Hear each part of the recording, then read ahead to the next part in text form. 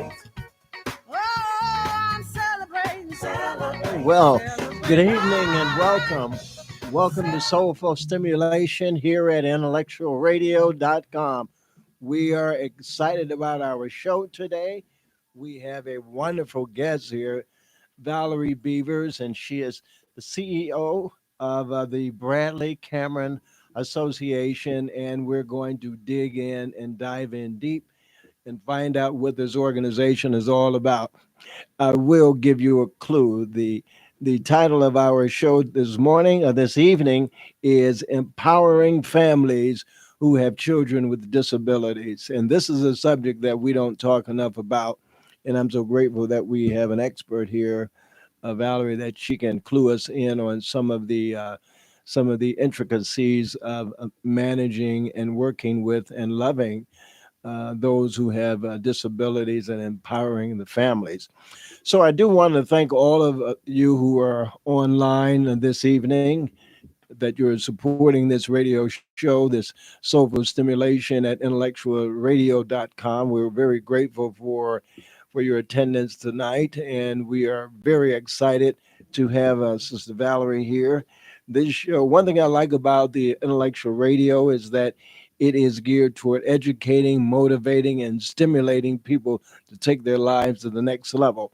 And so the thing about many radio stations, you have goofy radio stations with no substance, but this particular intellectualradio.com, soulful stimulation, we have a lot of substance here, and that's why we have guests here who are heavy in what they are doing. Let me read to you Valerie's bio just to lay the foundation. Valerie is a lifelong resident of Chicago, Illinois. She is a mother and an advocate for individuals with disabilities.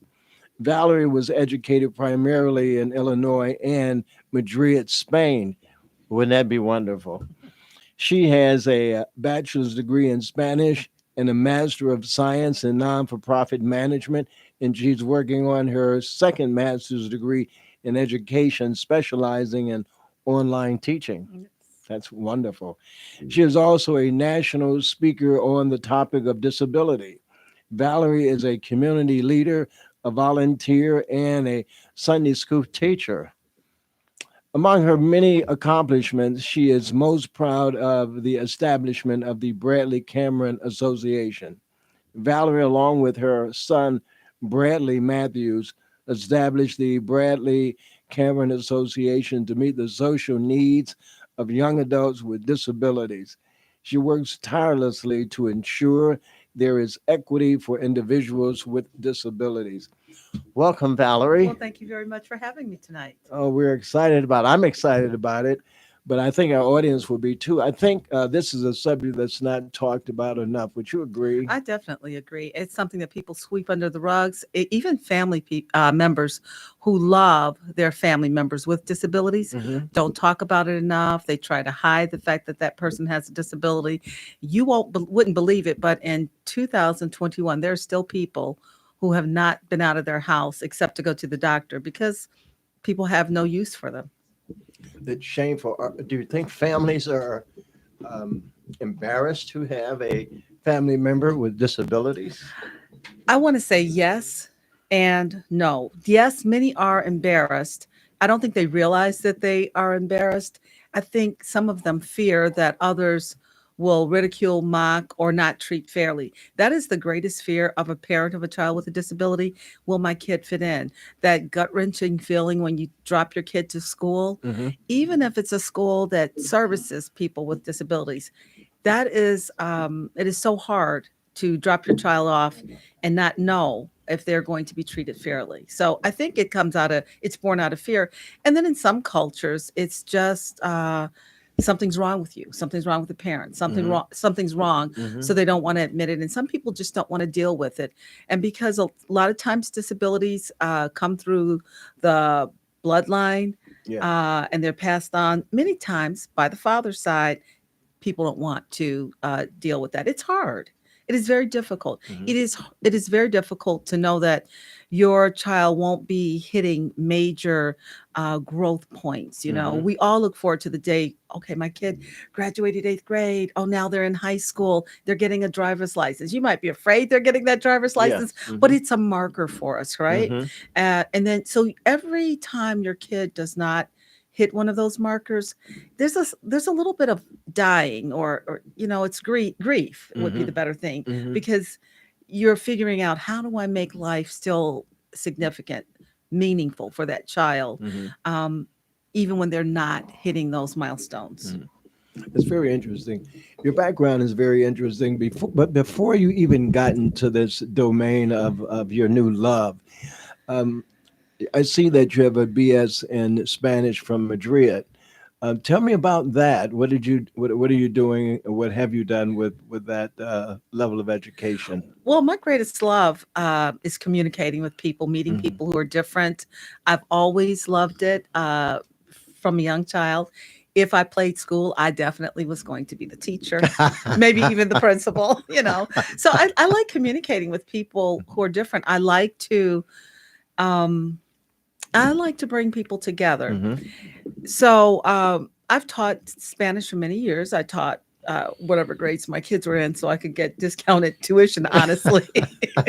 But I've taught preschool, grammar school, junior high, and high school. I Hmm. currently teach. Hmm. I've taught for city colleges. Hmm. So I love teaching, and I think no matter what I do, there's a level of there's a teaching capacity. So Hmm. even when I'm talking about disability, I'm Sure. informing, I'm teaching, I'm coaching. Hmm. I love that. I love to see people start at one level and then move to another. I love to see growth. I like to encourage people. So, And isn't that true with all of us that we are teachers at some level in life? absolutely. Whatever we know, we're able to share that and teach that. Absolutely. And if people are willing to learn. Everybody can't, or not everyone is willing to receive from you, Hmm. but there is an audience for everyone. Hmm. Indeed, yeah. Hmm. Let me ask you, how did you get to this new love of this disability organization that you now are the CEO of? How did you get there? What's your story? Well, honestly, I want to say all along, I've kind of reached out to individuals with disabilities.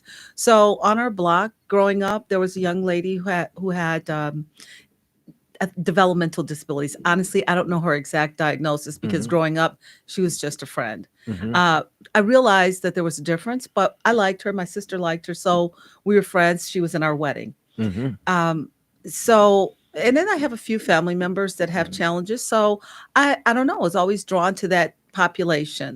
Um, After that, in college, and even after college, I volunteered at what then was Chris radio station, and it was located in the Tribune Towers in Hmm. a little dark, dank room. Hmm. And I did reading for the for the print handicap. So print handicap might be somebody who's visually impaired or completely blind, but it also might be somebody who can't, for physical reasons, hold a document or hold Okay. a book. So I read, and I was young, so I read the 17 magazine, and I enjoyed that. So that Hmm. was one era of my life. I never thought that I would be involved with anybody or have a child that would need those similar services. And Hmm. by the way, Chris Radio Station is no longer located there. They are now a part of the Lighthouse for the Blind, or at least they're located in Oh, their okay. facility. So, like many people, graduated college, got married, and I was married in June of one year, and by February of the following year, my then husband could no longer drive Hmm. because he was losing his vision Mm. very rapidly. And so just that was a rapid okay, now Adjustment. rapid adjustment, and it was also okay, you like to deal with this population. It was rapid Right. learn. I had to learn. It was Hmm. a learning curve. So I want to say I was the first um, reader for the movies. So we would go to the movies. I made plans early. Whatever we did, I made arrangements Hmm. early to get there, and so that I could, say what was going on, or we could get acclimated to whatever the area Sure. was. Hmm. So we have two children, And so I have my oldest son who is does not have a disability. He is in law school currently. Okay. And my second son actually did have a similar disability to my then husband. And so it was just a learning experience with him. He was born, and from the day of birth until he was no longer living, there were issues surrounding his vision or lack thereof. Hmm. I like to think he had a full and exciting life. But that was really my entree into many disabilities, because my son had a visual impairment initially, and then completely blind, and he had motor disability. Hmm. So he went to the Illinois School for the Visually Impaired for most of his junior high and high school life. And his senior year, he could not go because he could not get a neurological clearance. Hmm. So I homeschooled him, which Okay. was wonderful. And but in going to that school, his friends had all kinds. So he had the disability he had. The one thing they all had in common was some sort of visual either impairment or complete blindness. Hmm. So I got to know all other things, and I wanted my younger son to have the excitement and the adventures that my older son was having. Right. So this is not a scientific survey, but what I began to notice is that wherever I found children with a disability, a lot of times at least one of the parents had a disability. Hmm. So it's in And the DNA. We can right, say that. right. Safely say that. So these young people still wanted to do things. Sure. They still wanted to Well, be they're human. They right. just have a So disability. somebody had to be able to do it. I was so blessed because a lot of people didn't have the room or the space to do that. I had fantastic parents, fantastic mother-in-law, and so people would help me facilitate those things. And my on the part of my parents, they supported. Like if I said, "Okay, I want to do this Hmm. trip, I want to do this event," they would willingly support it Hmm. financially. My mother-in-law did lots of things as well. So I was blessed to have the room to do that. When you say room, you really mean the support. The Support support, system. yes, I had a great support. And then when my older son was in college and he would come home, Hmm. he also would assist with the trips. So if we went swimming, which we did go, I would, and I like to take people swimming because it's a great equalizer. Even Hmm. if they have limited mobility, the water, Right. as long as they don't have a restriction, the water feels good to them. Hmm. They can all do this. You can float. If you can Sure. float, you can float, right? Hmm. So we would go swimming often. Now, if it was just my son and myself, I would have no problem with announcing that I was going into that locker room so that Right. the other men would know, right? Sure. But I couldn't do that with five Right. people or six people. So I would do that. We would do lunch, and they loved it. And I Hmm. said, we need to formalize this so we Yeah. can do more. So Hmm. that's kind of the history of that. And honestly, some of the very things that we do now Hmm. were ideas from my son. So, sometimes it's kind of like, I'm so happy that the young people are having a good time. And there's that tinge of sadness. I wish Bradley was here, Yeah. So my son passed away suddenly. He was not sick. He passed away in his sleep in 2013. Hmm. And I want to say my life completely changed at that I'm time. sure it did. Hmm. I remember your son well, and what stood out and what stands out to me is that your son, in spite of his vision impairment, in spite of his uh, challenges with mobility, he was always so happy Hmm. and funny. Hmm.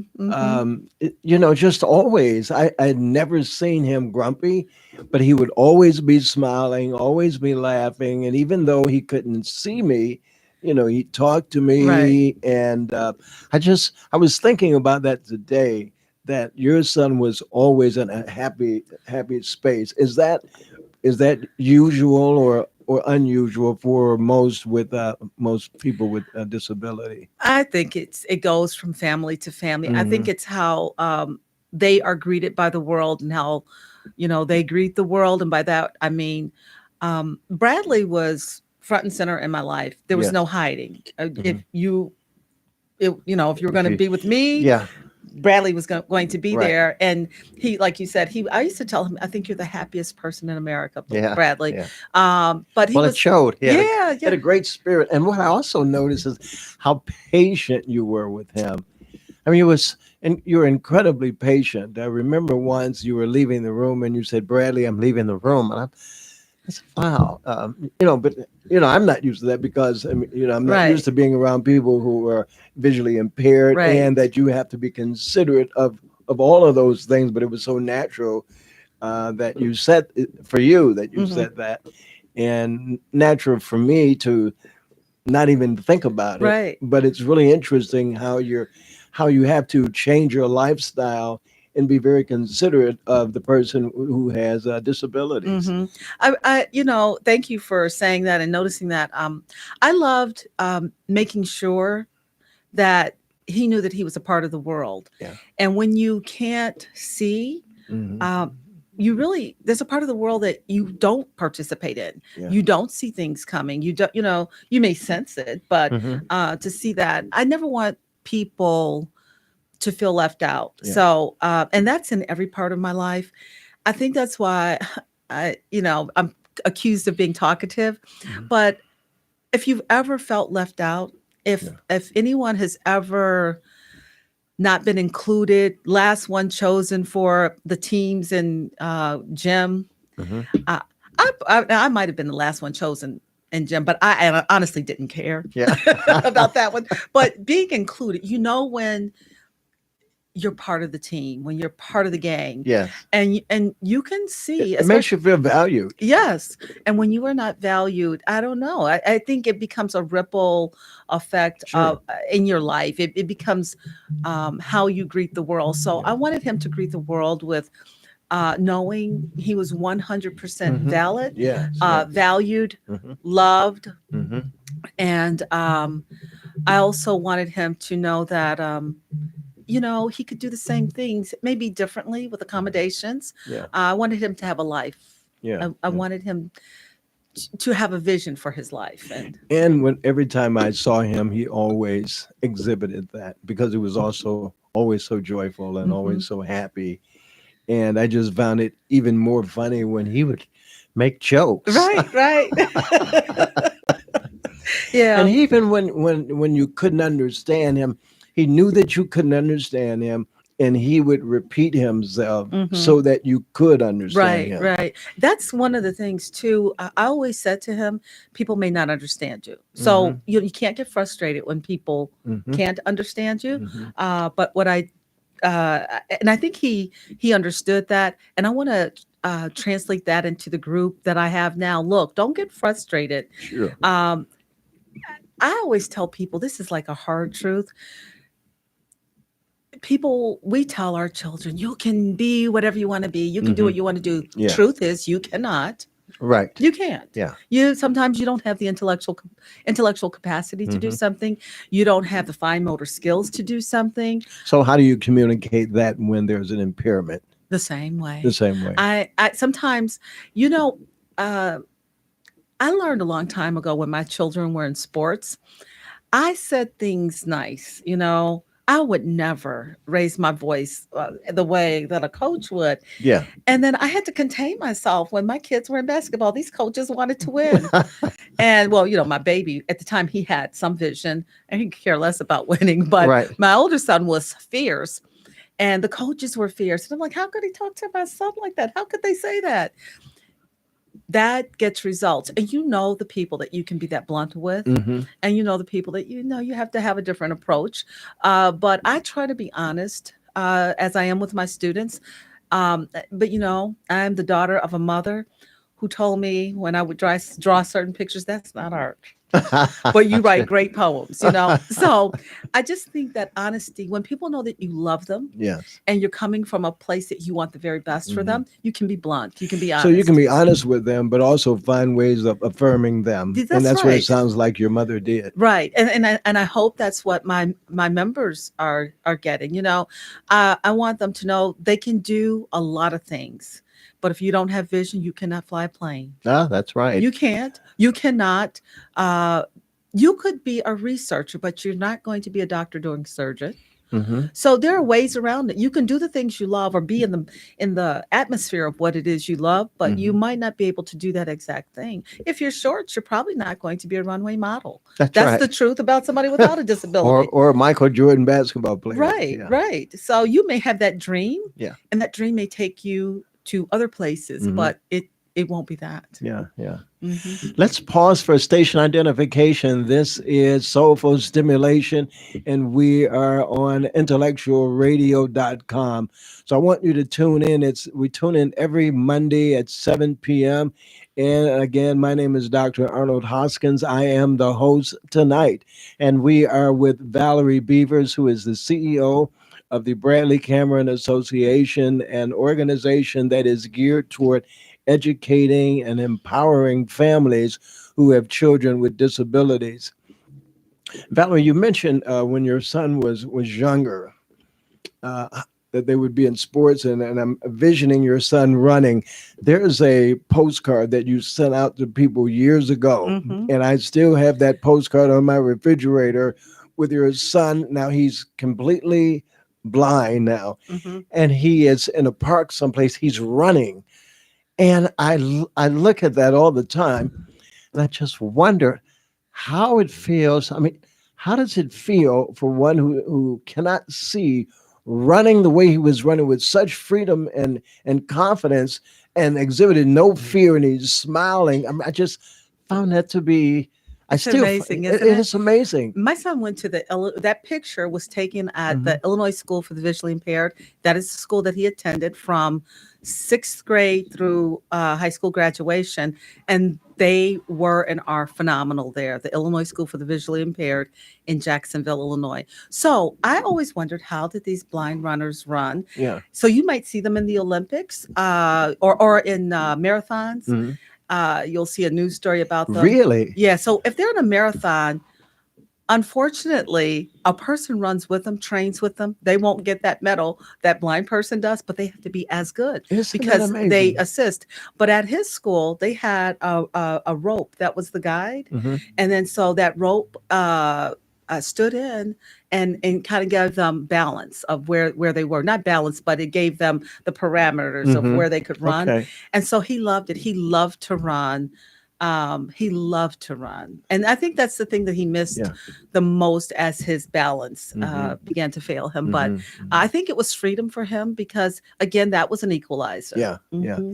That was a phenomenal postcard, and I've had it on my refrigerator for years. I can't even remember the year you sent that out. Hmm. But I want you to know that I still have it on my refrigerator. It's really, really amazing, really amazing. Let me ask you another question here, as we have learned that this idea of this disabilities organization was born out of the passing of your son. Although you've had a lot of experience moving into that direction, Hmm. it appears as though you were being prepared for this great thing that you're doing for society. And I just wonder, as you share and teach families, what is the one of the greatest challenges for them as you are trying to move them from one level to the next? What is one of the greatest challenges for you? I think a lot, and let me just say this. I think when I tell the story about the birth of the Bradley Cameron Association, Hmm. it seems like it was born after him, but Bradley helped to lay the foundation for this, truly lay Hmm. the foundation for this. We used to have what we called Bradley Talks, and they were like workshops. Hmm. So they were the Bradley workshops. But the greatest thing to answer your question that the biggest challenge is getting parents to see the truth, Hmm. to do the truth, to tell the truth. The truth is your child has some limitations. Hmm. So what's our workaround? How do we get them Hmm. where they need to be, so that when you die, and you will die, generally parents die before their children, Right. you need to have a plan in place. You don't want your child on the street begging. You don't want your child being mistreated by anybody. You don't want their life left up for grabs. So what are the plans? So that's one of the biggest challenges. Let me tell you where that challenge starts. Getting people to say that a child has a disability. I did an event in one of the community banks some years ago, and some of the people that worked there were really excited to tell me that there was a worker there that had a child that had a disability, and they wanted me to talk to her. So the next time I came and I was having a meeting, I sought her out, and that mom said, "Oh no, no, we don't claim that," and that's Christian Sure. talk, Yeah. and I'm a Christian. I get it. We are praying, believing God for the best and for miracles. But in the meantime, until that manifests, Hmm. how do we have lives that are meaningful? Hmm. How do we, participate in our own life? And that's one of our goals, to participate in our own lives. Somebody has to tell the truth. And the Hmm. truth then says, you have this disability, call it what it is. I don't have any fancy, cute names for disability. It's Hmm. not cute. Yes. But I respect people who do, and I use those cute names with them. Hmm. But the truth is, a disability is a disability. You are Yes. unable to do something. I focus on all the things that you can do, but right here, what do we need to do to make you whole? Hmm. So, admitting that there's a disability, then seeking the services. Most parents don't want their children to be deemed disabled in any way, because in school they're going to be what, in the special needs classes. Yeah. I think that's all changed. Not, I think it has changed in how they receive service now. It's a lot different than it was before. My personal preference is not mainstream schools, but I think it works for lots of families. My son went to a school that focused on his specific need, so then he was able to learn algebra. And I don't know how you do that with a person who's blind, because Yeah. that's all concepts, right? Sure. So I would say telling the truth. The first Hmm. thing is telling the truth. And the second thing would be making reasonable plans. Hmm. And the third thing would be financial. How do you put monies in place to make sure that students or young people can live the way that you want them to live beyond your life? Hmm. But before we get there, one of the things that comes to mind is when someone dies. In this case, when your son died. Um, I wrote an article called "Managing Your Grief," Mm-hmm. and I wrote this article because I'm a chaplain and I see people dying all the time, and I see families grieving all the time. Mm-hmm. And there are, and for my audience, you can find my article on my website. That's drarnoldhoskins.com. And the article is entitled "Managing Your Grief," and it's published in a couple of newspapers, and the hospital, the University of Chicago, they published it in their magazine. And there are seven points that I really highlight how you manage your grief. Mm-hmm. And the final point, the seventh point that I make, is that you live their legacy. Mm-hmm. You live your loved one's legacy. How do you do that? Well, this is a great example. You're living your son's legacy Mm-hmm.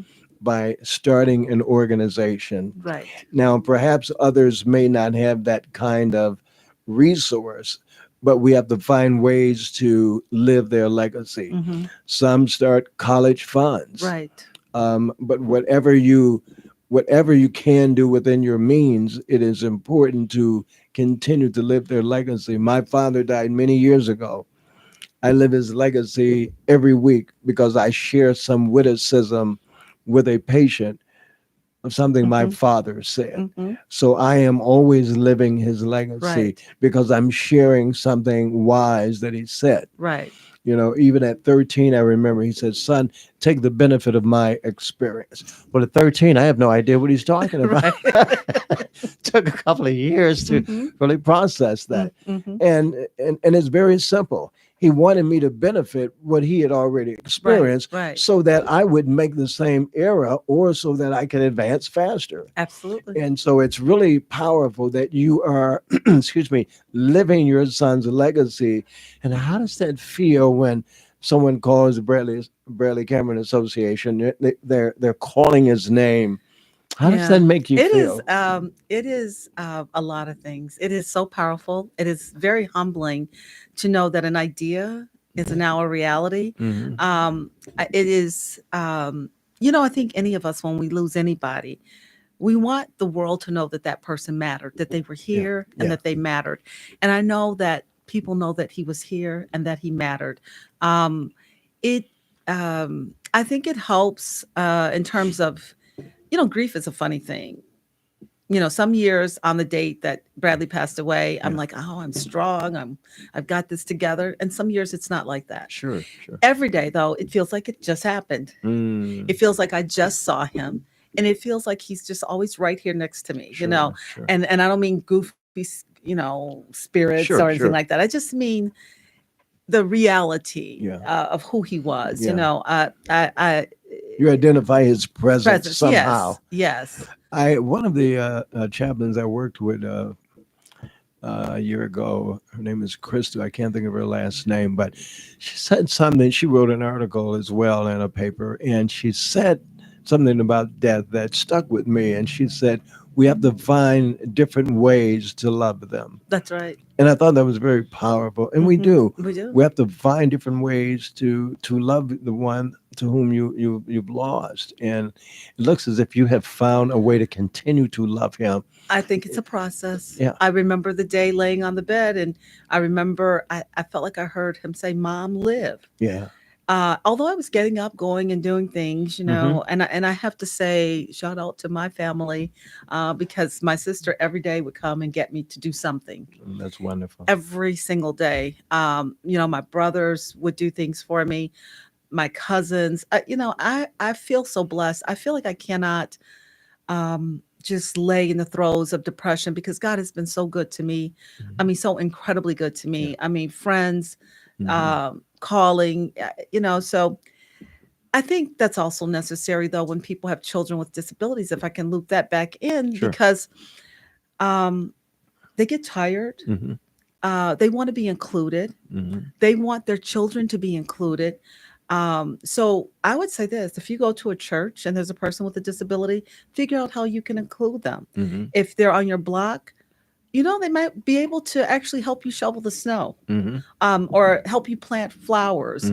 We want to be a part of a community. Sure, All sure. of us do. Yeah. We all want to matter to somebody. And as my son's fifth grade teacher used to say, we always also want to know that somebody loves us special. Sure. I think if I could squeeze into that, you asked me what were some of the challenges.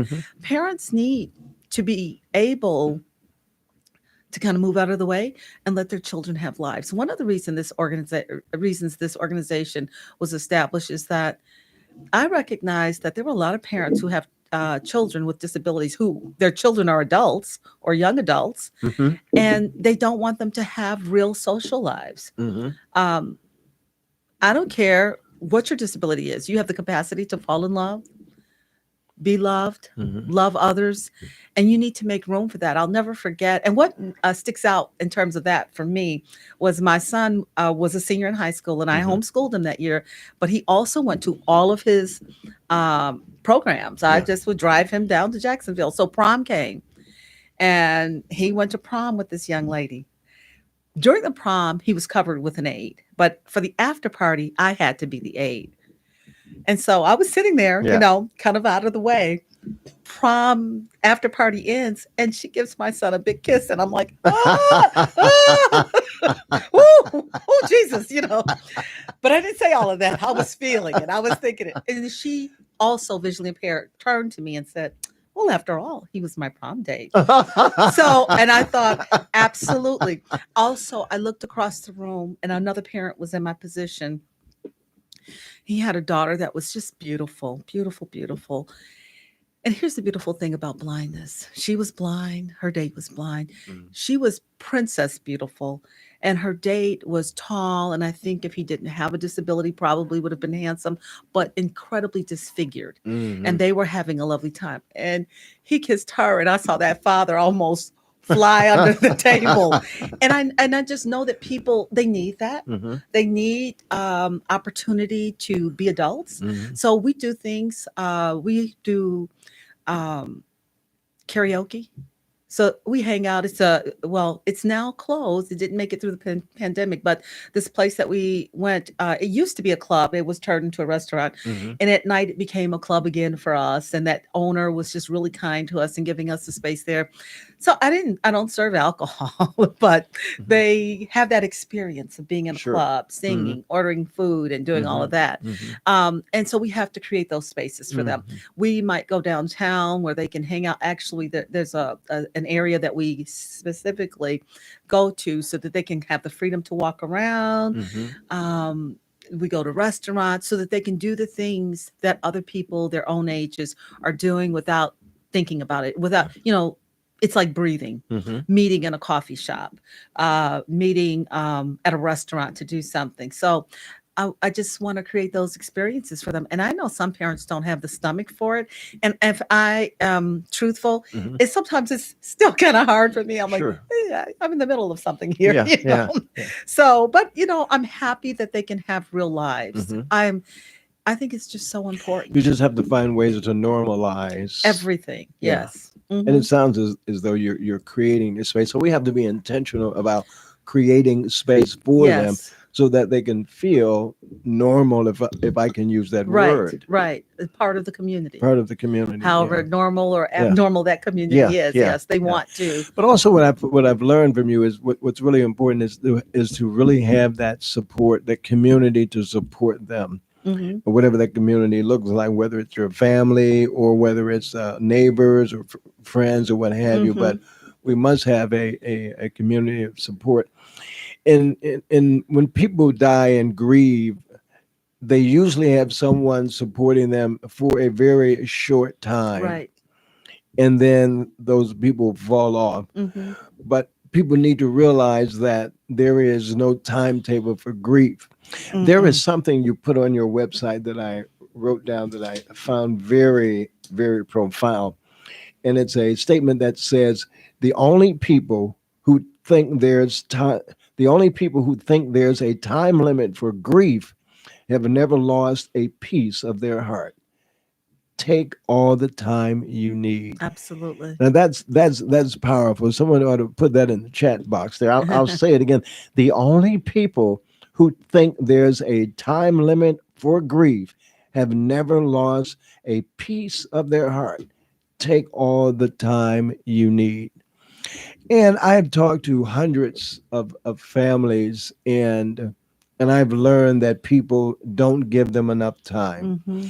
And that's why in my article that I wrote, I talk about time limits, Hmm. what one can expect, and what um, psychologists and psychiatrists, how they name the different stages. Hmm. That gives people a sense of where they are. There are different stages, and you can read my article, but there are different stages that people go through whereby we can identify where they are and Hmm. what kind of help they need. Hmm. Because if you are in acute stages, well, then you need some help. Right. But usually people can get through it with the support of their family and friends and community and patience and Right. more patience. Right. And it seems like you were really blessed with having the community that you needed. When I was a little girl, my grandmother taught me this Easter speech, and it started out, I don't know why Jesus loves me so. Hmm. And I would just say that I don't know. God has just been incredibly good to Hmm. me. And I also think we have to look for the good. Don't look for oh, they didn't call me today. Call somebody and say, I Hmm. need you to talk to me. Yeah. Just listen to me. I Hmm. have friends. I have a good friend that, you know, I'm going to say her name. Her name is Lisa. She listened to every story I told about my son. I would probably tell it and retell it a Yeah. thousand times. She Right. listened to those stories, and there were so many more friends. And but I did have an incredible family. And if I would say anything, even when people receive a diagnosis of a Hmm. child with a disability, we need each other. We found out during this pandemic, and some of us knew already, that some people were left out of the good things in life. Hmm. Some people had fallen along the wayside.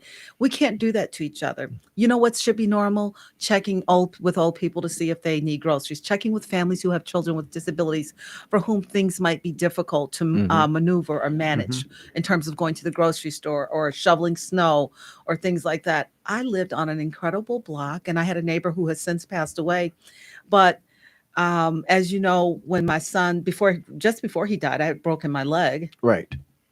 and that neighbor would come shovel snow. That neighbor would, or my brother would, Mm-hmm. or that neighbor would come and empty garbage for me. I could call my neighbor and say, "Hey, I need help getting Bradley in the house." Now, before I broke my leg, I didn't need help, Right. but so I think sometimes we get humbled in many ways. I Mm-hmm. thought I could do everything, Sure. so I would call him no matter where he was. He'd say, "How long is it going to take you to get home?"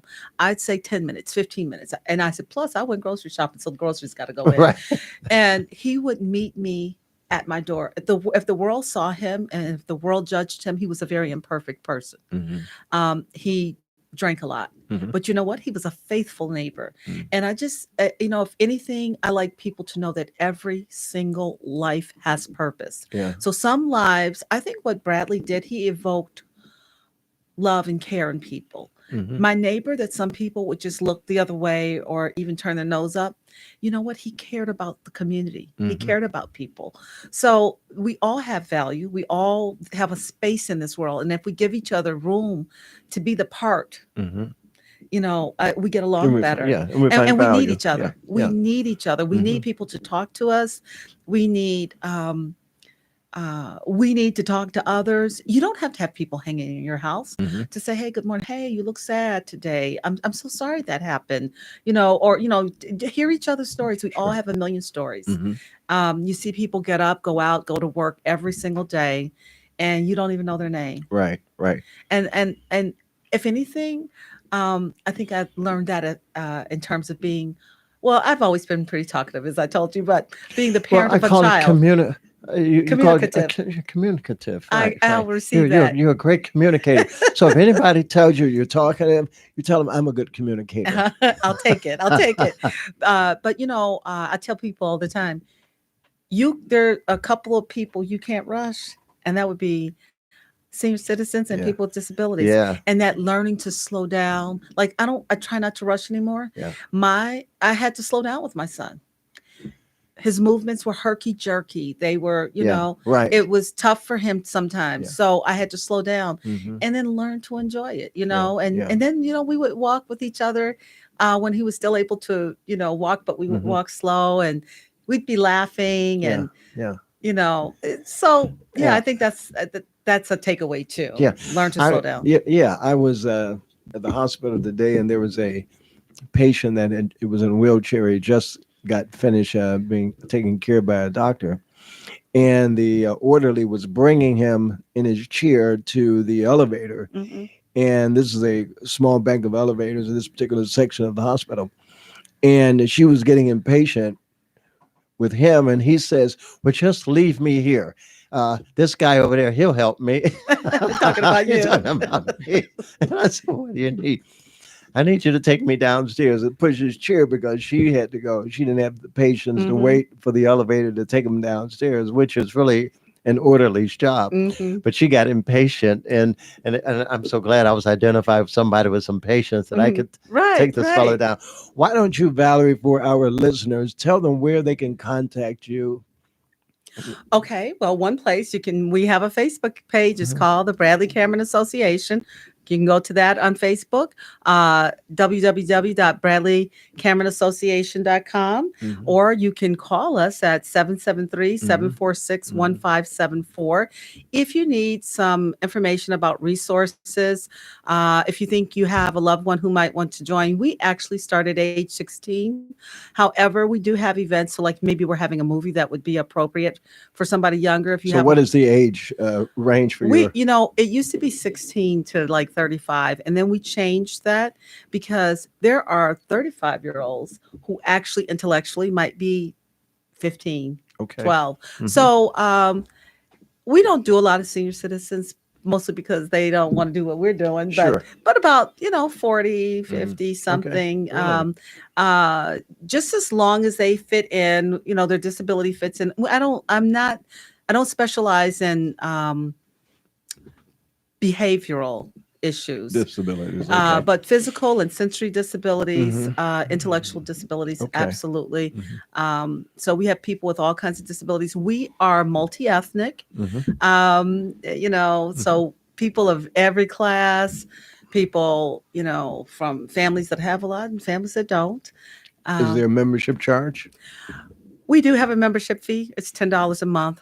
And if you can't afford it, we usually give you a scholarship. Okay. And we do all kinds of fun things. We're putting together a swimming program. We have a golf program that's in its fifth year, Hmm. and it's lots of fun. We do uh, events with other groups. So it's lots of fun. We're growing. We grew over the pandemic. The beautiful thing is that all of you got on my members' nerves because they were already at the house, and now you have to stay at the house. But that was good because people who normally couldn't come out and join us, Hmm. um, they could join online. So we saw some growth, and we hope to continue growing. We had originally planned a trip to New Orleans, but Hmm. you know what's going on in New Sure. Orleans. There was a conference there. So try to give opportunity to the members to Hmm. do things that everybody else is doing. Go to conferences, Yeah, speak at that's conferences. wonderful. I love it. You know, without sounding sappy, I just want to make people happy. I Mm. just want to help change lives. It's okay to sound sappy. Ah, I just want to see lives change. I Yeah, want to be a yeah. part of that. And we need more of that. Hmm. We need people who really want to make a change, make a Hmm. difference in life. Hmm. And And be co-laborers with them. So mhm, not that, I'm over here and I'm in charge of everything. No, what's right. your idea? So Hmm. they lead things. So our last event was a picnic. We had some few snafus, but Hmm. they planned it. So for the most part, because here's the goal, that they would learn how to make friends, Hmm. establish friendships, Hmm. and keep friends, building a network. I saw on your website that your members, and they're blind. Right. They created a video.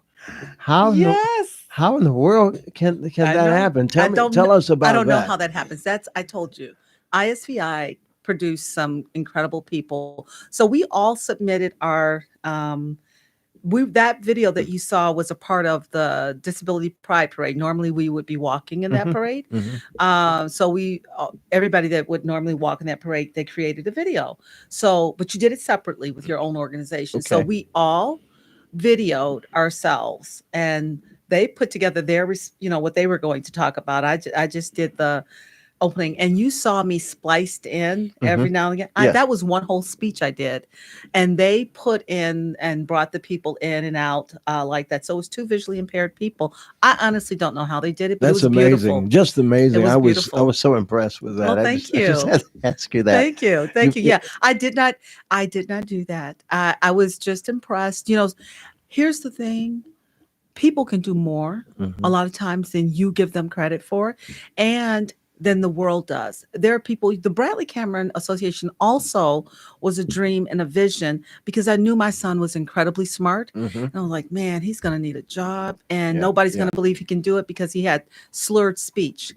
Mhm. So I just, you know, I want to just put that out there. There are a lot of people who don't have jobs today. And if you could get past whatever their disability is, if you would be willing to say, hey, yeah, we could do that on the first floor.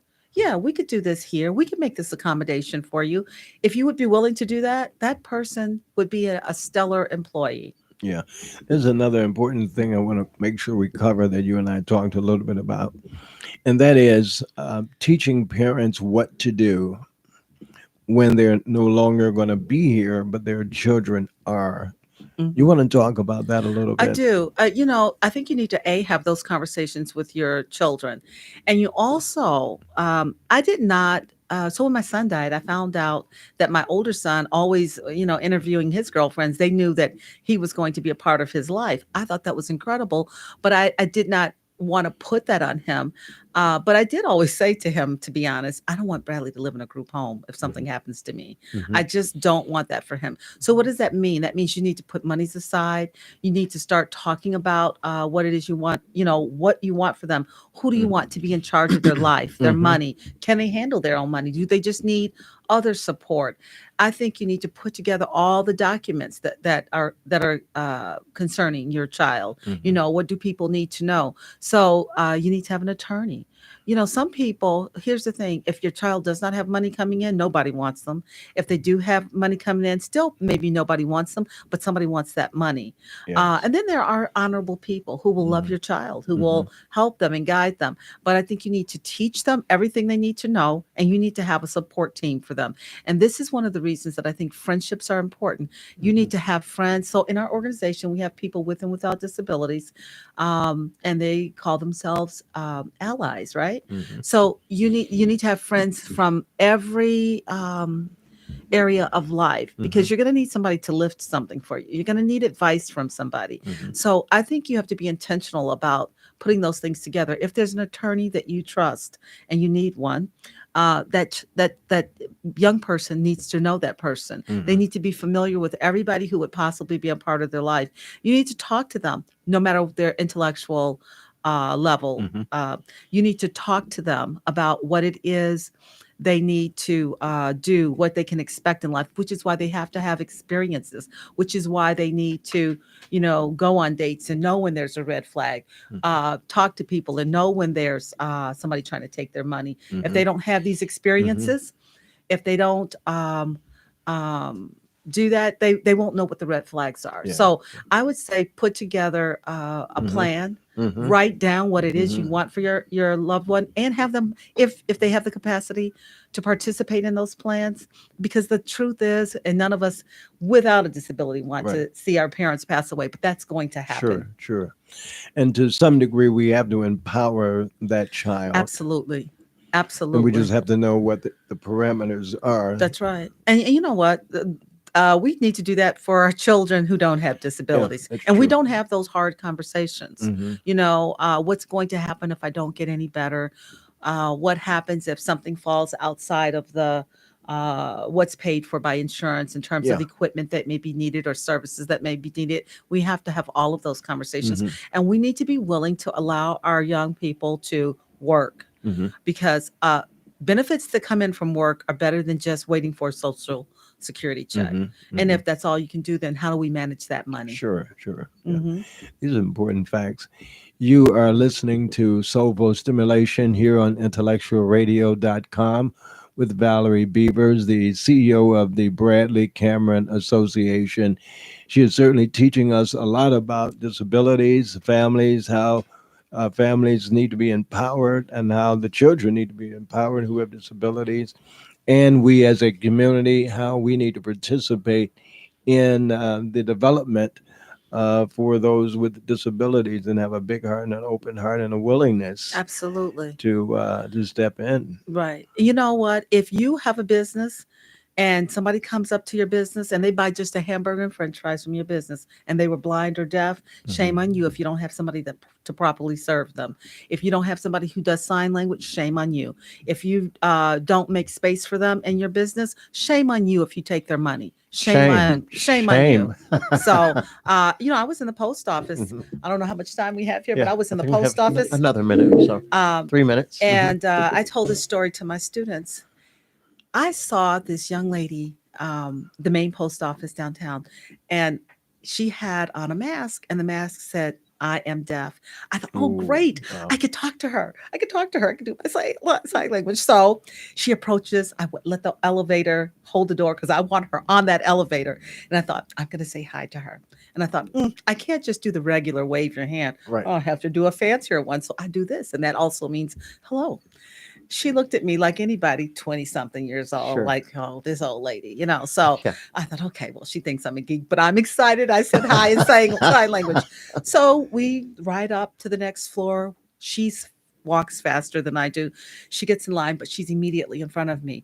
We're standing in line. So the people tick off. I notice, the lady working at the cashier, that's waiting. She motions for her to come up. I saw her see the young lady's mask. I saw her see that the young lady's deaf. Hmm. I saw her freak out. And so what she did, how she handled it, she just kept talking to the young lady. And the young lady is just like, whatever. So I knew thought I was a geek. So I went up there with my limited sign language to tell her what she needed to do. Hmm.